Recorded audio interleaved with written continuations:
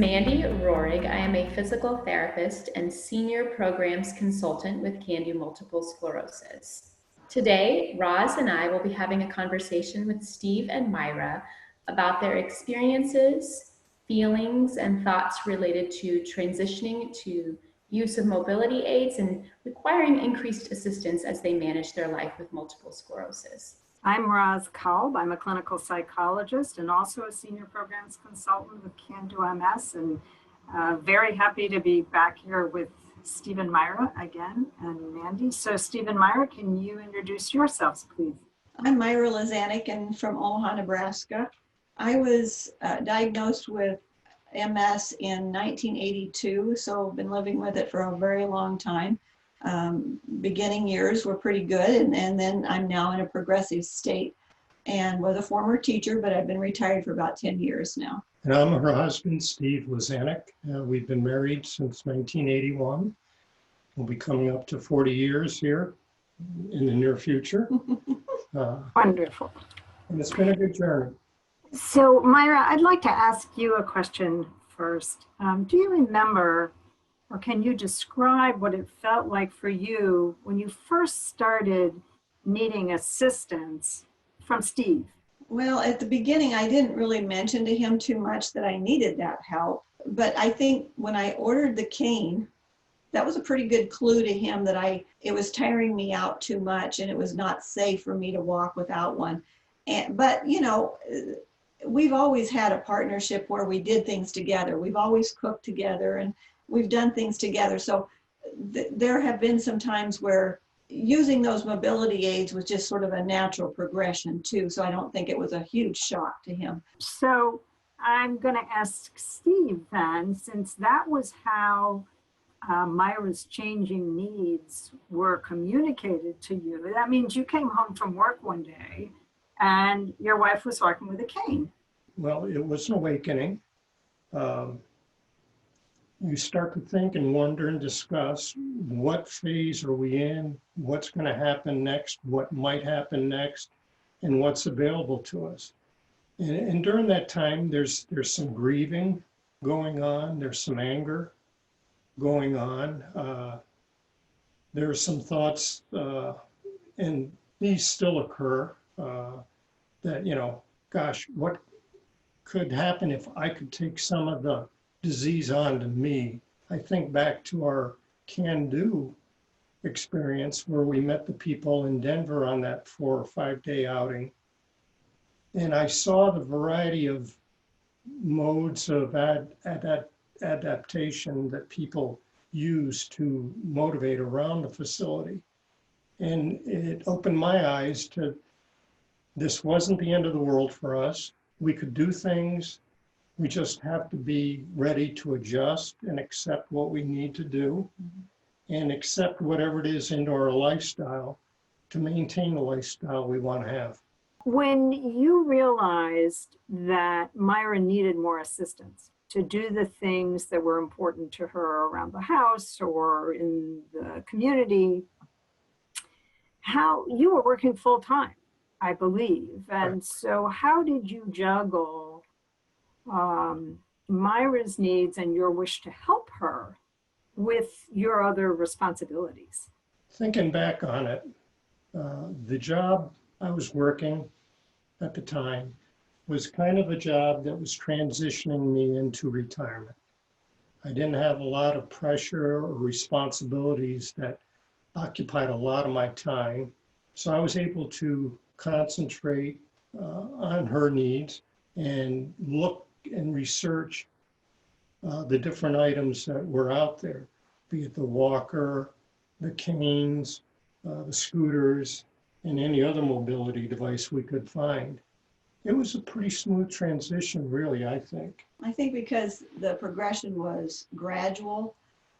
One of the things that happened in the middle of all that is that I went to PT to see Mandy, and my foot drop had started to progress quite a bit, but I didn't know what to do about it. But she put me on to an orthotist that, you know, then I had the AFO made, and that made a world of difference. I hated wearing it, I still do, but it's for safety and I don't have to drag my foot now. And so I think when we moved to that stage, that was one where we kind of like, oh, okay, she's progressing. We're going to have to deal with this and look at other options. What were some of the challenges that you faced trying to explore and be willing to use that AFO or to consider that cane or even consider other adaptive equipment? At the time, I felt like I just looked like an old person, using it. Now, fully aware that people of all ages use assistive devices now, and it's not quite as much of a stigma. But what the funny thing that happened with that, though, is that the minute that I started using it, people knew then why I was dragging my foot. And so that cane actually opened the door literally for me, because people would open the door for me and they would help me out, where before they would just sort of look at me strangely like, ooh, what's wrong with you? And so it actually was a good thing to move to that. But then when we moved to a scooter situation, I was not on board with that at all. Again, I realized using it, I wasn't fatigued and out of sorts by the time I got somewhere. And so it just opened up a whole new world. But it took a lot of research on Steve's part. And so it wasn't an easy task to get me to that point. So it sounds like the positive effects or what the equipment allowed you to do encouraged you. Were there other things that happened or experiences that you had that further supported and encouraged you to use these adaptations and these different tools, even though they felt a little funny and maybe didn't look the way you wanted them to look? If I were going to go to a store, it would only be one a day. I would not be going to Target and to the grocery store in the same day. I would, only do one activity that required much walking in one day. I made sure that I always parked next to the cart return so I could use that as my walker to get in and kind of save some energy. And so, I had this whole chain of questions going through my head constantly.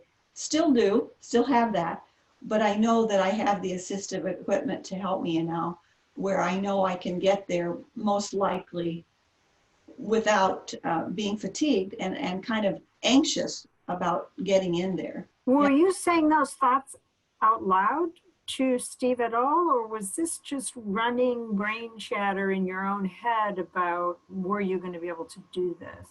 Well, first of all, the brain chatter is something I'm sort of inclined to do to begin with. So that, unfortunately, that's just sort of my personality. But no, I never mentioned it to him. I only told him about this yesterday. He didn't really even know it then, that was happening so long ago, that I was having those conversations in my head about how far I needed to walk, because I was always trying to conserve my energy. I can imagine that must have been terribly exhausting for you to constantly be thinking about how many steps am I taking every day? Like that's a lot to manage on top of regular life, right? It is exhausting. It really, really is. It's one of the worst things about MS, and I'm not the only one that does this. I know that this is a very big thing, and if you don't plan that stuff out in your head before you do stuff, I don't like the surprises.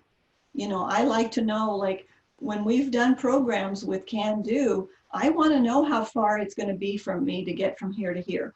Could I make it walking, or do I need my scooter? And so it's always, always in the back of my mind. So I'm all about communication, as you two know. So I'm really curious, Myra, because you're a talker and I know you and you share your thoughts and your feelings pretty openly. So I'm wondering what it was that kept you from sharing all of that brain chatter with Steve. Well, I guess it was because it wasn't that big of a deal.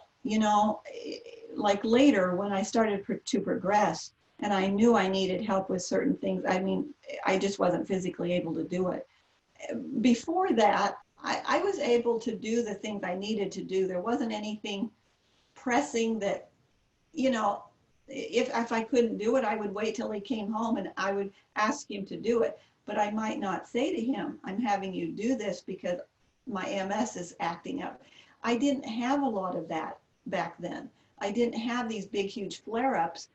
where he would see it. And so I would just say, could you do this tonight? But then I did need a lot of help during that time. And so he's kind of just taken over a lot of the different jobs like grocery shopping, and he vacuums, I dust, we kind of we work together.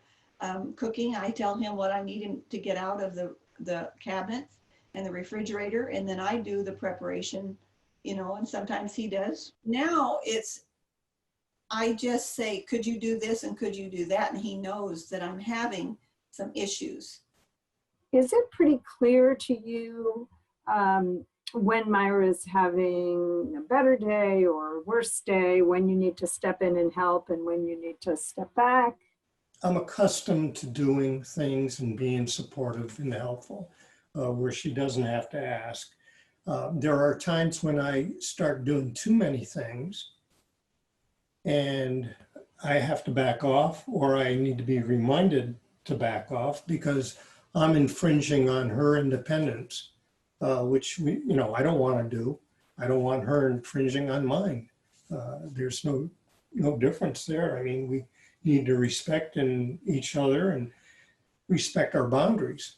But trying to be helpful and considerate, sometimes I go an inch or a foot too far in what I'm doing and need to reel it back in.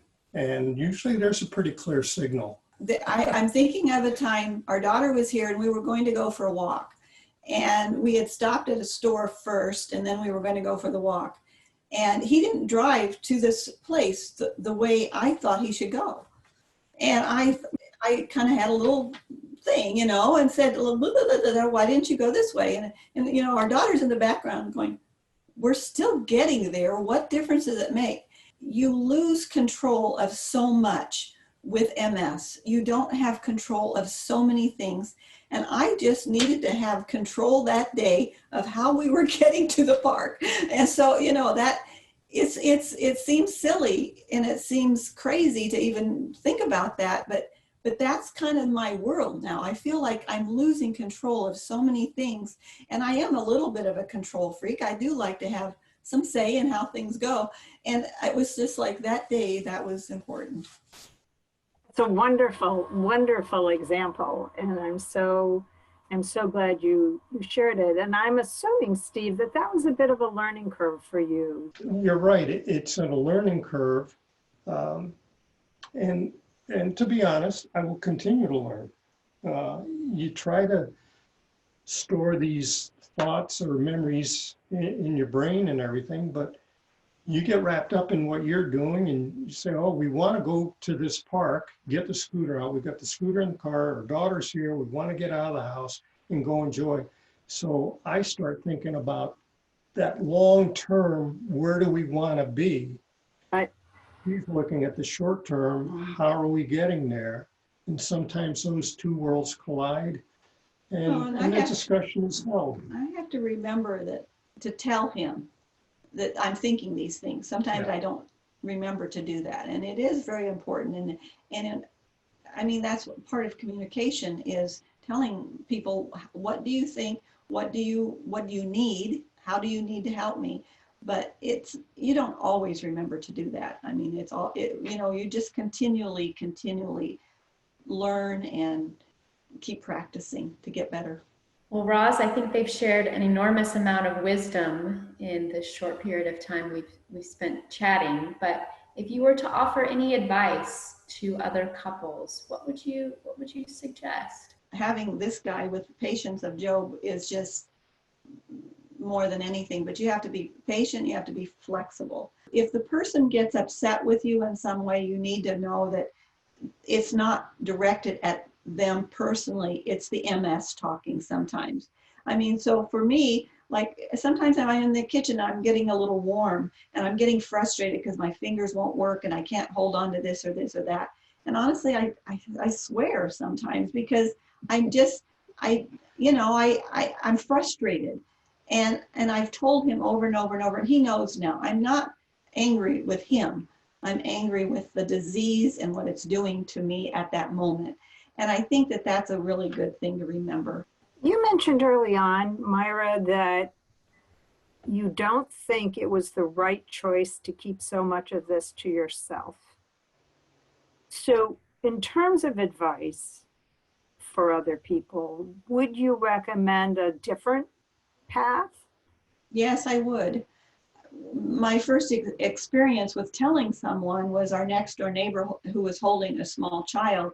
I told her, she noticed back then in that town they would put it in the newspaper that you'd been in the hospital. And so she asked about it. And I said, well, I was diagnosed with MS. And she took 6 steps back away from me. And I was like, oh, that I'm not contagious, but she didn't know what MS was. And so it was at that point I thought, well, if I don't really show to other people that I'm sick, why do I need to bring this up? And so I went for many years in there where I didn't talk about it too much. And even with Steve, it wasn't necessary because I didn't have any huge problems. But then when I get to the point where I'm progressing, it became an issue because I was not used to talking about it.